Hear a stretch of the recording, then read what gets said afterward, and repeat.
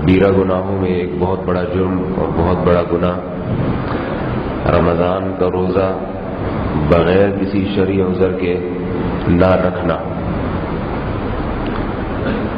حدیث میں ہے رسول اللہ صلی اللہ علیہ وسلم نے فرمایا من افطر رمضان لم يقضه وان صام لم يقضي الدهر لم يقضه وان صام الدهر او كما قال صلی اللہ علیہ وسلم، کہ جس شخص نے رمضان کا ایک روزہ چھوڑ دیا کسی عذر کے بغیر تو وہ ساری زندگی رکھتا رہے گا، اس کی تلافی نہیں ہو سکے گی۔ یعنی ایک روزے کے چھوڑنے کے کفارے میں اگر ساری زندگی روزے رکھتا رہے وہ، تو ساری زندگی کے روزے بھی اس رمضان کے ایک روزہ چھوڑنے سے جو نقصان ہوا تھا اس نقصان کی کمی پوری نہیں کر سکتے۔ چونکہ اسلام کے ارکان میں سے ہے، بنیاد میں سے ہے نماز، زکوٰۃ، روزہ اور حج، یہ چونکہ بنیادیں ہیں اسلام کی۔ بعض صحابہ کا مذہب یہ تھا، ان کی رائے یہ تھی کہ ان بنیادوں میں اگر کسی نے ایک چیز بھی چھوڑ دی تو وہ اسلام سے ہی خارج ہو جاتا ہے۔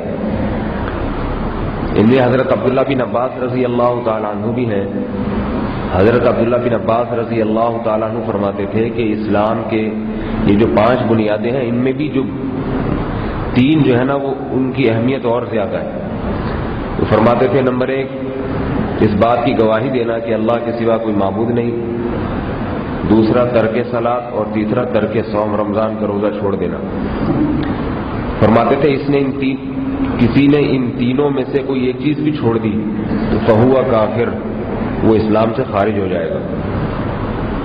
بہت بڑے مشہور محدث ہیں علامہ ذہبی رحمہ اللہ تعالی، بہت بڑے محدث ہیں، پوری امت کا ان کے محدث ہونے پر، ان کے فقیہ ہونے پر اتفاق ہے۔ وہ فرماتے ہیں کہ جو شخص رمضان کا روزہ جان بوجھ کر چھوڑ دے تو پوری امت مسلمہ اس بات کو تسلیم کرتی ہے کہ وہ شخص زانی اور شرابیوں سے بدتر ہے۔ شراب کا گناہ اور زنا کا گناہ وہ رمضان کا روزہ چھوڑنے سے کم درجے کا ہے۔ ہمارے ہاں شرابی کو اور زانی کو تو برا سمجھا جاتا ہے، اور سمجھنا بھی چاہیے کیونکہ وہ ظاہر برائی ہے، لیکن روزہ چھوڑنے والے کو اتنا برا نہیں سمجھا جاتا۔ اور پھر بدترین جرم یہ کہ روزہ چھوڑ کے دوسروں کے سامنے کھا بھی رہا ہو۔ پھر آج فیشن بن چکا ہے، نوجوان طبقہ بڑے مزے سے بازاروں میں گھوم رہا ہوتا ہے اور کھا بھی رہا ہوتا ہے، پان منہ میں رکھ کے گھوم رہا ہوگا رمضان میں۔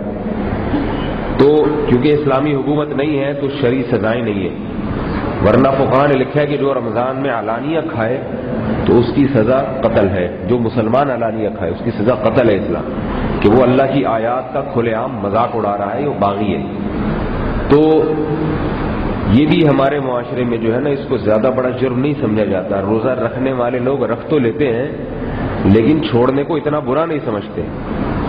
عذر جس میں رمضان کا روزہ چھوڑنے کی اجازت ہے وہ 2 بیان کی اللہ نے، ایک سفر ہے، مسافر کو اجازت ہے، اور دوسرا بیماری۔ بیماری میں یہ ہے کہ اگر کسی کو ڈر ہے کہ روزہ رکھنے سے بیمار ہو جاؤں گا، غالب گمان ہے اس کو، صرف تھوڑا بہت خوف خطرہ تو کافی نہیں ہے، اور دوسرا یہ کہ یا اگر روزہ رکھا تو بیماری طول پکڑ جائے گی، دیر سے ٹھیک ہوگی، تو ان 2 صورتوں میں اجازت دی ہے، اللہ تعالیٰ نے اجازت دی ہے، ورنہ عام حالات میں قطعاً کسی صورت میں اجازت نہیں۔ فقہاء مسئلہ بیان کرتے ہیں کہ مزدور پیشہ طبقہ اور جو اس طرح کے کوئلے کی کان میں کام کرنے والے لوگ ہیں ان کے لیے روزہ رکھنا بڑا مشکل ہوتا ہے، لیکن ان کو بھی روزہ چھوڑنے کی اجازت نہیں، وہ بھی رکھیں گے روزہ، لیکن ان کے لیے تو 1-2 گھنٹے کے بعد ہی برداشت سے باہر ہو جاتا ہے معاملہ، چھوڑنے کی اجازت نہیں۔ فرمایا کہ جب ناقابل برداشت ہو جائے گا، بے ہوش ہونے لگے، ایسی کنڈیشن ہو جائے تو پھر روزہ توڑنے کی اجازت ہے ان کو، چھوڑنے کی نہیں ہے۔ تو یہ جو ہے نا بہت بڑا جرم ہے، اس لیے اس سے اجتناب کرنا چاہیے۔ جیسا اس جرم کے ارتکاب پر، یہ جو آپ کوئی شخص روزہ چھوڑ دے ارتکاب پر گناہ ہے، تو ایسا ہی اللہ نے اس پہ ثواب بھی رکھا ہے۔ رسول اللہ صلی اللہ علیہ وسلم نے فرمایا کہ اللہ تعالیٰ ارشاد فرماتے ہیں کہ الصوم لی وانا اجزی بہ، اللہ کہتے ہیں روزہ صرف میرے لیے ہے اور اس کا بدلہ میں خود دوں گا. علماء نے لکھا ہے کہ اس کی تشریح میں کہ یہ تو ہر عبادت اللہ کے لیے ہوتی ہے, صرف روزہ تو اللہ کے لیے نہیں ہے, وہ تو ساری عبادتیں اللہ کے لیے ہیں, تو یہ اللہ نے کیوں فرمایا کہ روزہ میرے لیے ہے؟ تو علماء نے اس کا جواب لکھا اس اشکال کا کہ باقی عبادتوں میں ریاکاری ممکن ہے, روزے میں دکھلاوا ممکن نہیں ہے.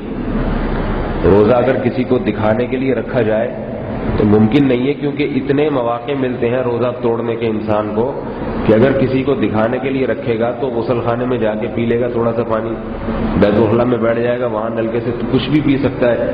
تو اتنے آرام سے روزہ توڑنے کے اس کو مواقع اتنے جگہ ملتے ہیں کہ اگر اللہ کی رضا اس میں بالکل مقصود نہ ہوتی تو وہ شام تک روزے کی تکمیل نہ کرتا.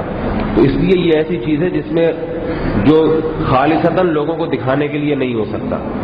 اور دوسری بات یہ کہ رسول اللہ صلی اللہ علیہ وسلم نے فرمایا کہ جنت میں ایک مقام ایسا ہے, ایک دروازہ ایسا ہے جو صرف اللہ نے روزے داروں کے لیے رکھا ہے, وہ ایسا مقام ہے, اور اس کا نام ہے اس دروازے کا ریان.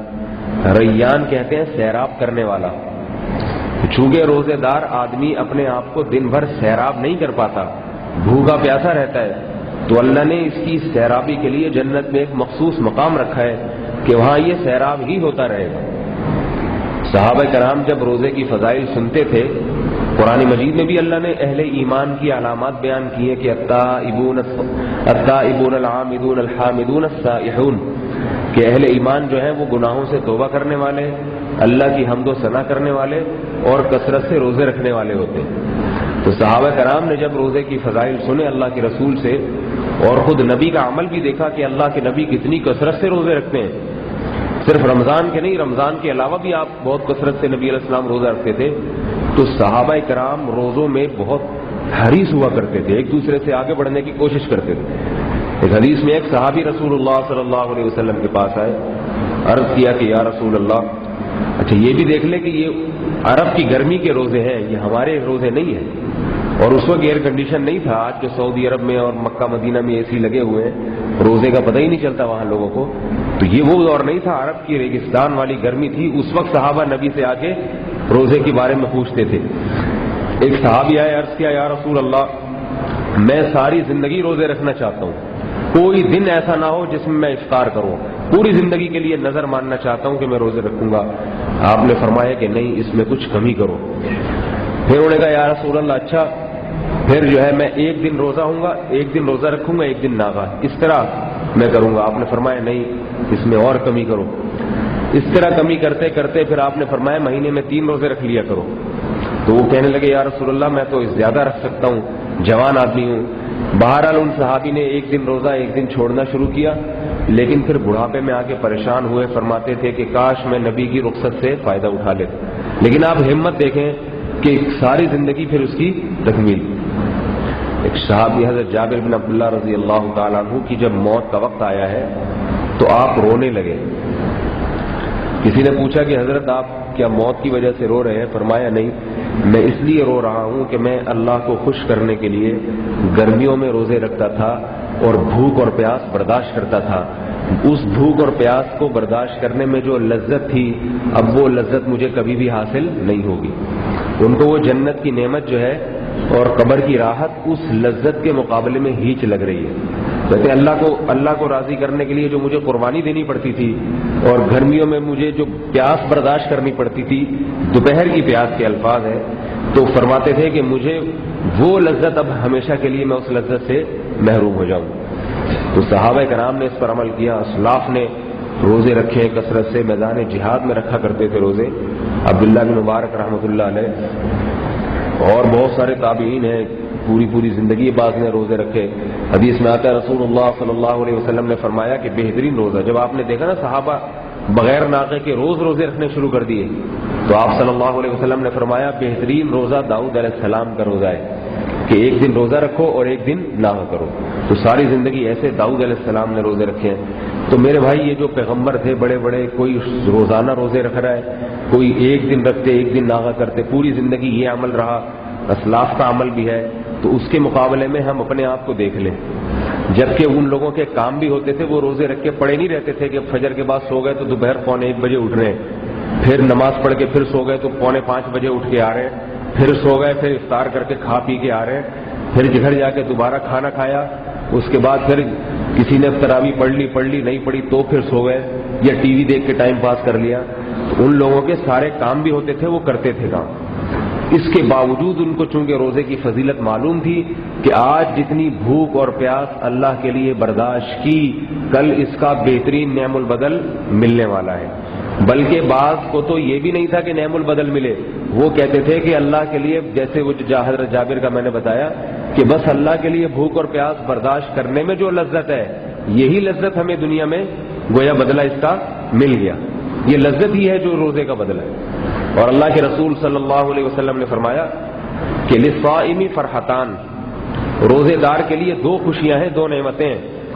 فرمایا فرحت عند الفطر، ایک فرحت تو وہ ہے جب وہ افطار کے لیے بیٹھتا ہے، اس وقت ایک طبیعت کو روحانی سکون ملتا ہے. سارا دن کا بھوکا پیاسا جب اللہ کے لیے کھانے کی، اللہ کے لیے بھوکا تھا، اب اللہ ہی کے لیے کھا رہا ہے، تو ایک راحت تو اس وقت ملتی ہے، اور ایک راحت اس وقت ملے گی جب اللہ قیامت کے دن اس کو روزے کا بدلہ دے گا. حدیث میں افطار کے بعد کی دعا بھی ہے کہ آپ صلی اللہ علیہ وسلم جب کھا لیا کرتے تھے، افطار کرتے تھے، تو فرماتے تھے ذهب الظمأ وابتلت العروق وثبت الاجر انشاء اللہ، کہ میری پیاس چلی گئی، پیاس ختم ہو گئی، اور رگیں تر ہو گئی ہیں، جو خشک ہو رہی تھی جسم کی رگیں وہ تر ہو گئی ہیں، یہ مزے بھی مل گئے. اور ایک مزہ یہ کہ ثبت الاجر انشاء اللہ تعالی، اور اللہ کے ہاں اجر بھی انشاءاللہ ثابت ہو گیا. تو تینوں مزے افطار کے وقت اس کو مل جاتے ہیں. تو اس طرح رسول اللہ صلی اللہ علیہ وسلم نے رکھے، صحابہ نے رکھے، انبیاء نے روزے رکھے، اور وہ مشکلات میں تھے. تو آج میرے بھائی ہم ویسے تو رکھے جاتے نہیں پورے سال کسی سے روزے، پورے سال کھاتا ہی رہتا ہے، نان اسٹاپ کھاتا رہتا ہے. کبھی آپ دیکھیں ہسپتالوں میں جتنے مریض ہیں سارے کھانے کی وجہ سے بیمار ہوئے.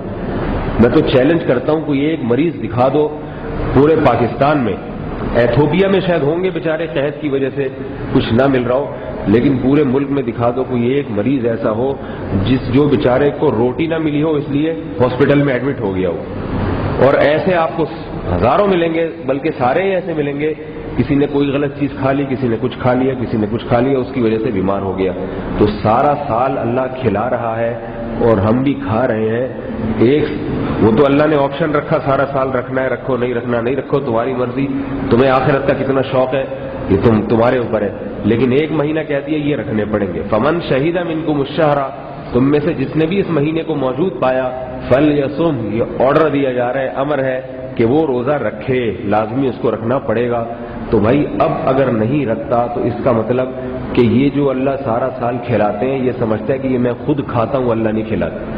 یہ سمجھتا ہے نا کہ اللہ کھلاتے ہیں، تو پھر تو شکر میں وہ باپ اگر بیٹے کو بہت کچھ دے رہا ہو، ایک دن کہے کہ بیٹا میری خاطر ناغہ کر لے، صبر کر لے، بیٹا کہ نہیں آج بھی دے مجھے، لڑوں گا میں، تو اس کا مطلب کیا ہے؟ وہ بیٹا باپ کا شکر گزار نہیں ہے. تو اللہ کھلا رہے ہیں، کھلاتے چلے جا رہے ہیں. ایک مہینے کے لیے کہہ دیا تھوڑا سا صبر کرو، اور اس صبر میں بھی کھانے کی بالکل چھٹی نہیں کی ہے، تھوڑی سی ٹائمنگ چینج کر دی ہے کھانے پینے کی. کھاتا اتنا ہی ہے بلکہ زیادہ ہی کھا لیتا ہے. اصل روزے تو وہ تھے جو محمد صلی اللہ علیہ وسلم رکھتے تھے، 24 گھنٹے کے روزے، 100 میں وصال، سحری میں کھاتے تھے، پھر اگلے دن جا کے سحری میں کھاتے تھے. لیکن آپ نے امت پر رحم کیا، شفقت کی وجہ سے امت کو منع کیا اتنے لمبے روزے رکھنے سے. امت کو اجازت دی بھائی افطار جلدی کرو، غروب آفتاب ہوتے ہی کھا لو. تو اتنی سہولت دی گئی، اتنی آسانی دی گئی، اس کے باوجود بھی روزے نہ رکھنا، چھوڑ دینا، یہ بہت بڑا جرم ہے، بہت بڑا گناہ ہے. قیامت کے دن اللہ تعالیٰ اس کا انتقام لیں گے. اللہ تعالیٰ ہم سب کو اس گناہ سے اور اس آفت سے بچنے کی توفیق عطا فرمائے.